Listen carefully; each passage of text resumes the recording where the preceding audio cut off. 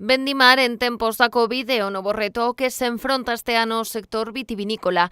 Para garantir a máxima seguridade sanitaria, as adegas deseñaron os seus propios protocolos. Já levamos traballando nestes meses un pouco os procedementos e como poder traballar do xeito máis seguro posible en campo. En campo é máis sencillo porque estamos ao aire libre, é fácil manter as distancias de seguridade. Ainda así, desenrolamos uns protocolos, sobre todo aos momentos que poden ser as entradas e as saídas, onde pode haber máis influencia de xente, para facelo de xeito secuencial, máis separado. A adega Martín Codax é unha das máis madrugadoras. Máis dun centenar de vendimadores xa traballan na finca de Perredondo, cumprindo cunhas estritas normas.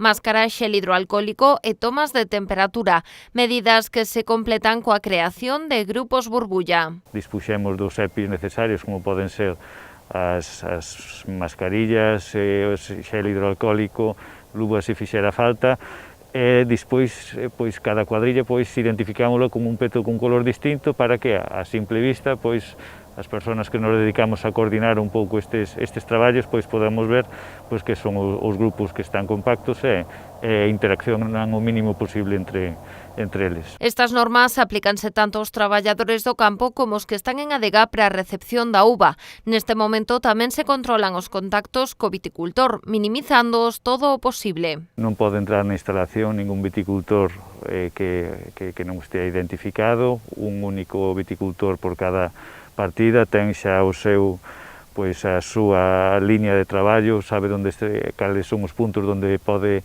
estar, entonces mandamos incluso por WhatsApp un vídeo de como poder facer as cousas de xeito seguro e despois redoblamos a xente que estamos ali coordinando as entradas, as salidas, como facer, para que realmente se sintan seguros. Antes de comezar a vendima, o persoal que está a traballar na recollida da uva de Martín Codax someteuse a probas serolóxicas para detectar calquera presenza de COVID-19. Foi no marco da campaña organizada pola Xunta de Galicia a través do Servizo Galego de Saúde.